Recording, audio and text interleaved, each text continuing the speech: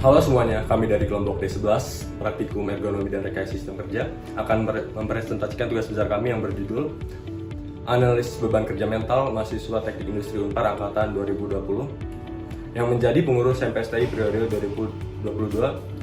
Perkenalkan kelompok kami yang terdiri dari saya sendiri, Ilyas Dias Nursyah, Krisyantia Citrani S. Halim, Daniel Harlardi Berata, dan Marcelina Angela.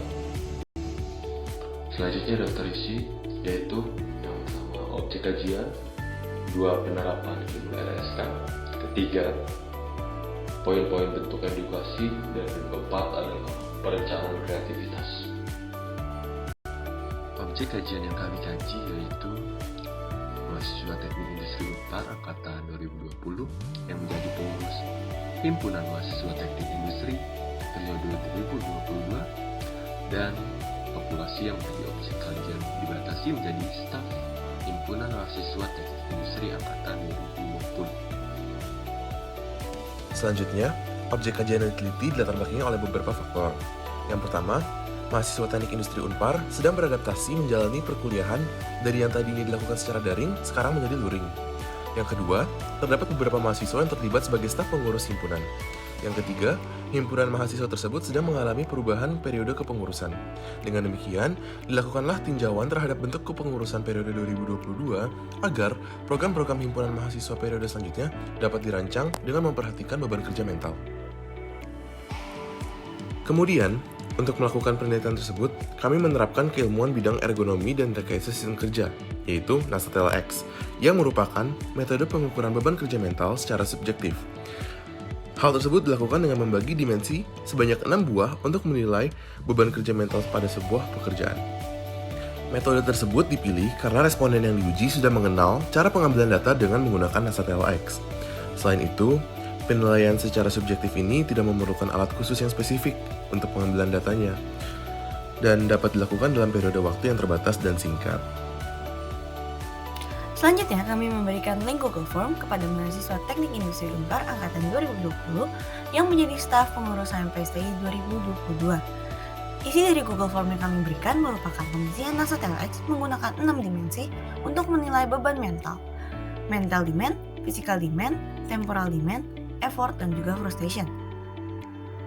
Kami juga memberikan peringkat untuk dimensi ini di mana skor dimulai dari 0 sampai 100 dan didapatkan pada setiap skala. Prosedur pembobotan digunakan untuk menggabungkan 6 peringkat skala individu untuk menjadi skor akhir.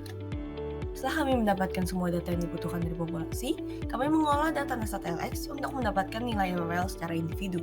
Setelah itu, kami mengelompokkan hasil dari data yang kami dapat menjadi rata-rata data setiap divisi yang ada pada HMPSTI Unpar periode 2022. Dari 43 responden, terdapat 32 orang yang memasuki kategori beban mental yang tinggi. Hal ini tentu perlu menjadi pertimbangan untuk pengurus-pengurus ke depannya, apa yang menjadikan banyak sekali bahkan lebih dari setengah orang-orang di kepengurusan HMPSTI yang memiliki beban kerja mental yang sangat tinggi. Berdasarkan hasil pengumpulan data yang telah dikelompokkan secara per divisi, ditemukan fakta bahwa divisi kewirausahaan dan divisi media komunikasi merupakan divisi dengan nilai beban kerja mental yang tinggi.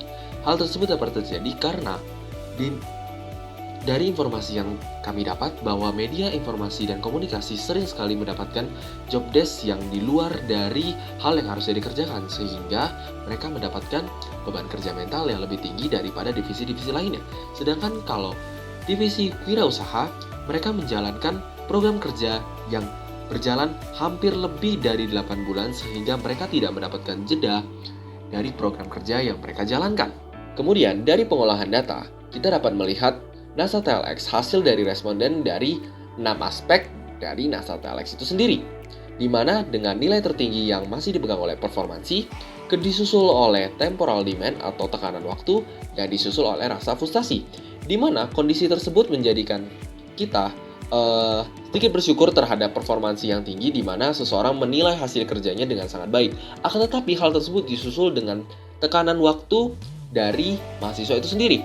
Dia merasa tertekan terhadap waktu karena dia harus perlu melakukan penyesuaian di mana dia harus menyesuaikan antara apa yang dirasa sebagai tanggung jawabnya dalam HMPSTI dan juga apa yang menjadi kewajiban dia sebagai mahasiswa itu sendiri. Kemudian disusul oleh rasa frustasi yang tinggi juga, di mana seseorang merasakan tekanan tentang apa yang mereka kerjakan itu dinilai masih sangat kurang, atau pandangan orang terhadap mereka yang membuat rasa frustasi itu semakin naik, sehingga nilai frustasi dari para responden cukup tinggi. Poin-poin bentuk edukasi yang ditujukan untuk mencapai keseimbangan kerja HMPSTI. Yang pertama, apresiasi yang ditujukan untuk mengatasi beban kerja mental tertinggi, yaitu performansi. Keberhasilan dan kepuasan dapat ditingkatkan bila seseorang mendapatkan apresiasi atas pencapaian proses yang telah dilewati. Apresiasi dapat berupa penghargaan verbal, material, dan penghargaan lainnya dalam jangka waktu tertentu. Yang kedua, rekreasi.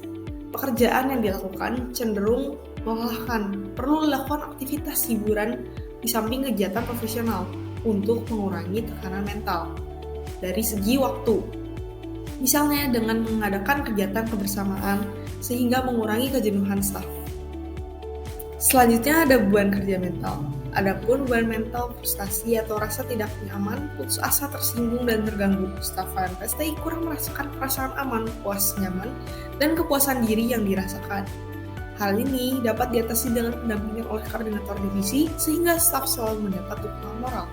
Selanjutnya ada efektivitas waktu kerja, di mana pekerjaan dianjurkan untuk dilakukan tanpa terlalu banyak menunda atau bersenda gurau sehingga tidak memakan banyak waktu.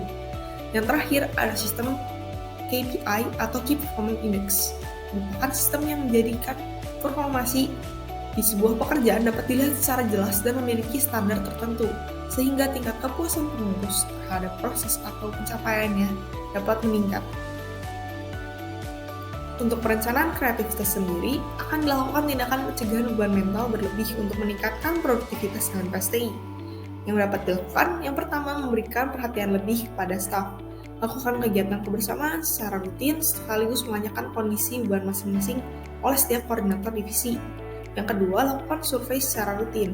Misalnya, survei dilakukan pada tengah-tengah periode atau dalam jangka waktu tertentu, sehingga beban kerja mental dapat diamati dengan baik.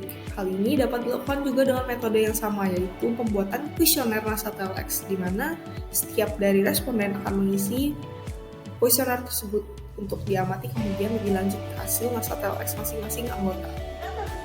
Sekian dan terima kasih.